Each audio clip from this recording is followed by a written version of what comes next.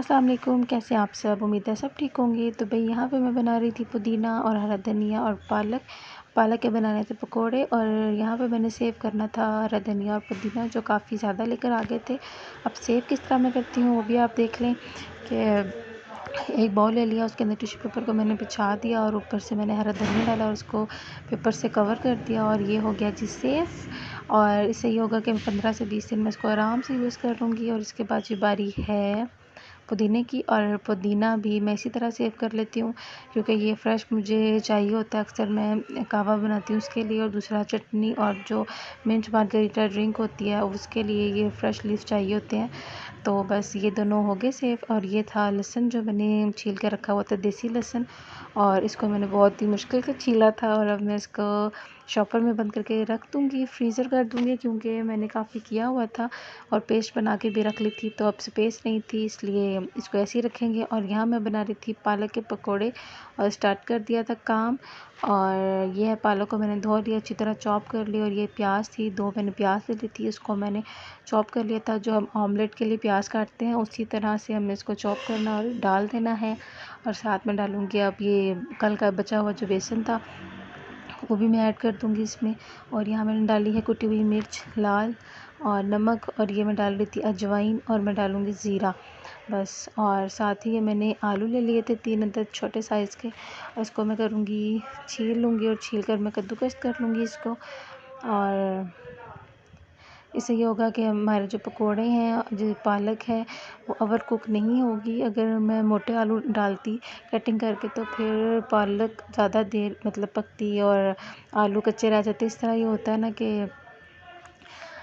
Over cook नहीं होंगे पकोड़े और जल्दी से पक जाएंगे। और ये देखिए मैंने बैटर सारा तैयार कर लिया था, और ये जो मैंने क्यूब्स बनाई थी लहसुन की, और ये भी मैं फ्रीज़ कर दूँगी। और यहाँ साथ ही मैकरोनी बॉईल हो रही थी क्योंकि आज फ्रूट चाट के अंदर मैकरोनी डाली थी। और यहाँ पर अब ज़ैरी भी उठ कर आ गया था, बाहर सो रहा था, और बाहर से पता नहीं कैसी कैसी आवाज़ें आ रही हैं आज। तो यहाँ मैं नमाज़ पढ़ने जा रही थी, और अब ये ज़रहान मुझे देगा जा नमाज़, क्योंकि जब भी हम नमाज़ पढ़ते हैं ना इसको पता चल जाता है कि अब वज़ू कर लिया तो फिर ये अल्लाह ला के दे देता है, ये इसको अल्लाह बोलता है। तो भाई नमाज़ पढ़ ली थी मैंने, और फिर मैं दोबारा किचन में आ गई थी। तो मैंने कहा जी जल्दी से अब शरबत रेडी कर देते हैं हम। वैसे आज मेरा मूड हो रहा था इलायची वाला शरबत पीने का, लेकिन जब मैंने इसे बना लिया तो फिर याद आया कि यहाँ तो ये पिएगा नहीं, वरना अफ्तारी के टाइम ही रोना शुरू कर देना कि मुझे टैंग चाहिए। तो बस फिर उस कलर के लिए, टैंग के कलर के लिए मैंने 1 चम्मच इसके अंदर टैंग भी डाल दिया था। और यहाँ पर जी बनाने लगी थी मैं पकोड़े।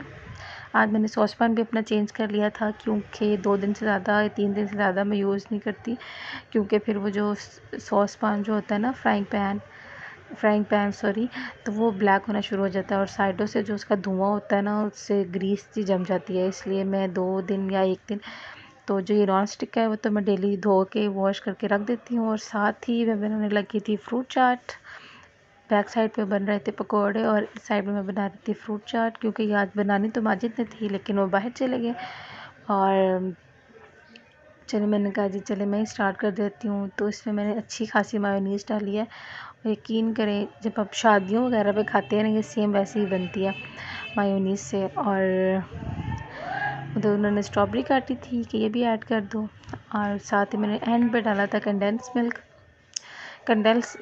मिल्क भी बहुत ही मज़े का लगता है, दिल करता है वैसे इंसान रूखा ही खा ले चम्मच से, उसको बहुत ही यम्मी होता है।